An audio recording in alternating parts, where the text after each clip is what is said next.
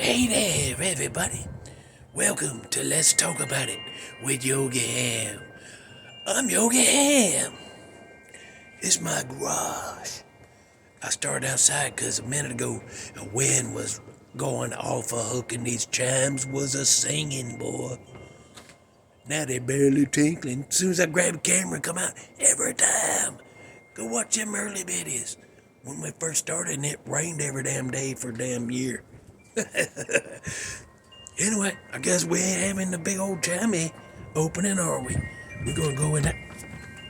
Damn, that's like having a damn paparazzi flashbulbs right in my eyes. Better earl that door. Okay, we on our own tonight. No producer, no director. We doing our thing. Here we go. This is a Granny Crenshaw episode. I've been sitting on this story for a long time. I wanted to do it first, but then I said, I better get some under my belt. So I get a little more used to being in front of a camera. I ain't used to that. I wasn't used to that. Early videos, boy, I'm nervous and they's all over the place.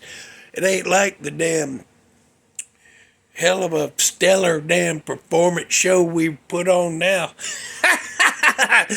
We got specialty lightings. Look at that. Production value. So, yeah, all right. Here's the story of my Granny Crenshaw when I was 10-year old. She said, because she knew I like scary movies. Me and her watch scary movies on the weekends if I'd spend the night over there and we'd stay up late and on Saturday nights and watch a scary movie. But we had to get up and go to church. So, okay, you can stay up and watch this, but you getting up and go to church. Okay. Good trade for me, I think. But she knew I liked scary stuff. So when I was 10-year old, she said, you want to hear a good scary story? I said, well, hell yeah.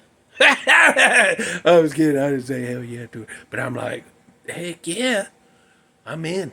So she says, all right, here you go. When she was 10-year old, her family, all of them lived on this farm, this big, humongous farm.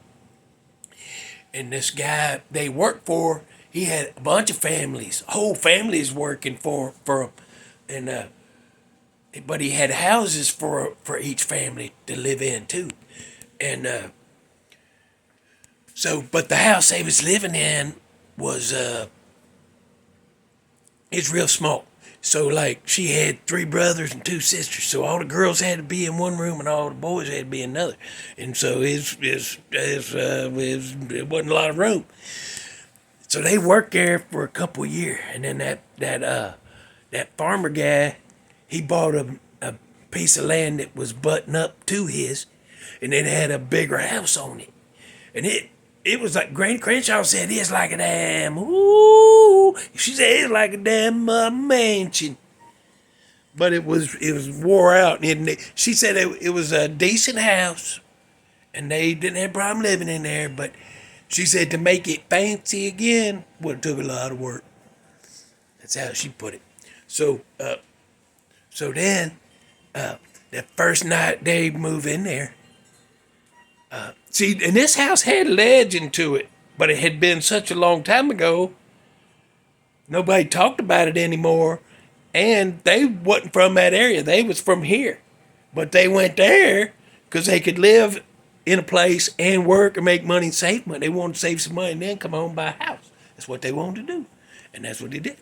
But they had to work there for like 6 years, I think they said. So from the time my Granny Crenshaw moved in there when she was 10, and they moved out when she was 16. So she was there a long time. And what happened was that first night, here we go. We're getting into it now. We're getting into the meat and taters of it. Potatoes. We're getting in there, boy. Get ready. Grab onto a pillow and hug it if you start getting scared. So here come that first night, and my Granny Crenshaw's in her bed and she can't sleep because she's so excited being in a big old house, and she got her own room first time ever. So she's laying there and it's all quiet, But then the wind starts blowing, so and the windows open because it's summertime, and the curtains is blowing like that in her window, and all of a sudden she hear a sound. She kind of tries. She listens real tight like this, and then she finally figured it. She said, "That's a baby crying." And then she kind of sat up. She looked outside, and it wasn't a full moon, but it was enough she could see. Is what she told me. So she could see that there was that twisted tree in the backyard because they ain't even been in the backyard yet. They just moved in and they was running around the house like crazy. They ain't even been in the backyard. So she see a big old tree, twisted and gnarled up tree, and there's a bench beside an old beat up old bench, and then next to the bench there's like a little area that's shaded and she can't see what's in there. But she keep hearing that baby. Well then, here come another baby voice crying. And then here come another baby voice crying. She's like, is that 3? And then here come a couple more, and then here come a couple more. And she said, there's a bunch of babies out there crying. Sound like it's right in the backyard. And then, so pretty quickly, they all just kind of faded away except for one, and it kept crying for a little bit, and then it disappeared. Got quiet, but then she heard a damn woman sobbing, boy. She said she was a weeping. And she could tell it was a woman because of how hard she was weeping and just crying, boy. And she said it was heartbreaking. But then that went away too. And then a little later she fell asleep. So she got up next morning. She jumped up, ran, told her mom, my great-grandmom. She ran to her and said, Mama, here's what I heard in the backyard. We got to go out here. Come on. She grabbed Mom by the hand, dragged her out to that gnarled up looking tree and that bench and that spot beside it that was shaded area that she couldn't see from a window. It was a little graveyard. And they was little headstones. So her mama said, that's probably I bet that's a pet graveyard. I bet they're dogs and cats. They're farm pets. And the girl said, oh, that makes sense. So when the daddy come home for lunch, they told him, and he went out and looked at it, and they stand there, and he goes, I don't think that's pets. And then he said, I'm going in. I got to take some paperwork to the boss. And this afternoon, I'll ask him about it. So later, that girl's just, my granny, she's just beside herself. She's trying to do all the chores, but she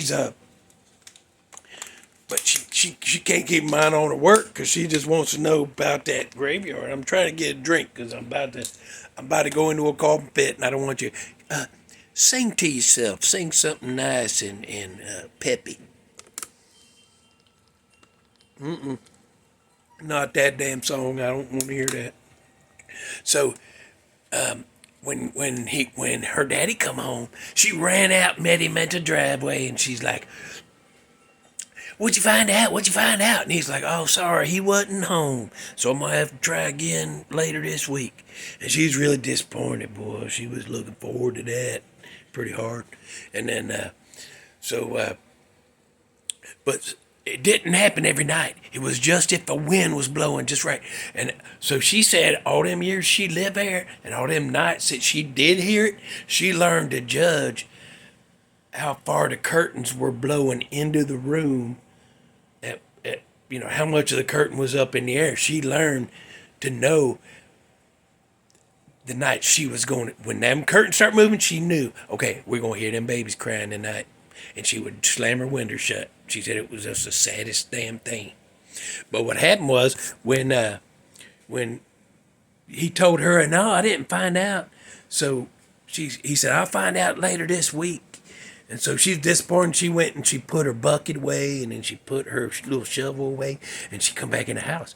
Well, her daddy and mama were in the kitchen, and she come in the back door, and they didn't hear her come in, and they thought all the kids was still doing chores, so they didn't know she was in the hallway. And her daddy told her mama, he said, what I found out is horrible, and we can't let the kids know about this. Said there was a young couple live there, right? And a man and woman, young couple, and they worked for this man on a farm. And he was real good, and so he got paid well. And so they got pregnant. And they were living in that house, and it was kind of fancy at the time when they moved in there. So they get, and the whole town love them. They go to the church. Everybody love them. They do all of their shopping in town. Everybody love them, and so they had baby, and everybody's so happy for them. Oh, they deserve that little baby, and they're happy. Oh, we got a little baby to help us on the farm and all this, and but before a year was up, the baby croaked, and they were devastated, of course, as you know, but the town was devastated. Oh, that poor couple. Oh no. Oh my. What can we do for them? They took care of them. That town took care of them. Granny said. So. But then they got pregnant again, and everybody's happy. They're happy again, and the town's happy again for them. But that baby croaked before he's a year old. And the town, of course, the family, that couple's devastated again. And the whole town just, oh my gosh, how could that happen 2 times to them poor, wonderful people like that? So here come baby, another baby.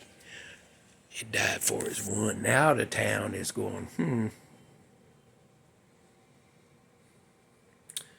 So they start suspecting something bad. That door's trying to open on like that. But so the town's looking at him weird, and when they go to church, they can see all them side eyes they're getting. And then when they go to the store and stuff, people looking. And so they quit socializing. They quit going to town unless they absolutely had to. And then he would, grocery shopping, he did that so she wouldn't have to be in town with them people. And they ended up having 7 kids, babies. Every one of them croaked 4 days a year old. And by this time, I think they gave up. And they were devastated, of course. And then the town was like, another one. We need to get the law involved. So the law came, they investigated. She got pregnant again. Baby number 8. They moved. They left town. They skipped. Oh, you're pregnant? Pack your crap. And then they hit the road. And they vanished from this story forever. There's no record. And I guarantee you there is no written history of what happened to them, where they went after that. If you find that story on the internet, and you can find out their names and find out you do find them, let us know. Put it in the comments so we can get the truth out there. But they took off. They left. Okay, we're out of here. We're going to take this baby. So we don't know if a baby survived to adulthood. We don't know anything about them. We don't know where they went, if they had the baby. If it was fine, we don't know. But, yeah. So we're wondering that wherever they went, they eventually grew old and passed. So is that who they heard? Is that the woman that's weeping out there with them babies? Or after them babies crying? Now, my Granny Crenshaw, she didn't have it in her to tell a lie. I believe every word that come out of her mouth. Now, she was 10-year-old. Well, she was 12-year-old when all that started, right? She could be remembering it wrong, or she could have seen it differently because she's being traumatized as a kid. I don't know. But she ain't lying. So it either happened exactly like she's saying it, or some things was changed with memory and time or something. I don't know. But that's the story. That's the story of that. But there's also when them wells, big old well that they had quit using decades ago because water went bad. But Granny Crenshaw said her and her sisters used to go down there and listen, and you could hear whispering in that well. Could they? Or was it just like kids being kids and they want to hear it, so they listen? Oh, I did hear it, like that. I don't know, maybe. But you could also hear singing at dusk, right when it ain't pitch black out at night, but it's like a deep blue, and it's this close to being dark. You could hear singing across them fields. And I'm like, well, didn't you say there's other families on there? around there is probably just some woman singing while she's taking in the laundry or something. I don't know. And she was like, I don't think so. And she had this little Granny Crenshaw grin. You knew she was, ooh, she knew something you didn't. But anyway, there you go. There's the story. There it is. We are way over damn budget. Let's get you a song and get you out of here because we kept you too long. Apologize for that. I don't know when to shut up. Song. Meet Me in the Woods is the name of this one. And it's from 2015. And it's by Lord Huron. Huron. Lord Huron. Meet Me in the Woods. There's Granny Crenshaw's ghostly tales from her childhood. I tried to get her to tell me where it's at so I could go visit. She wouldn't tell me. She never told me. She knew I would go try to go over there. Okay, comment if you want to. Other than that, we'll see you on the next one and the one after that. Bye.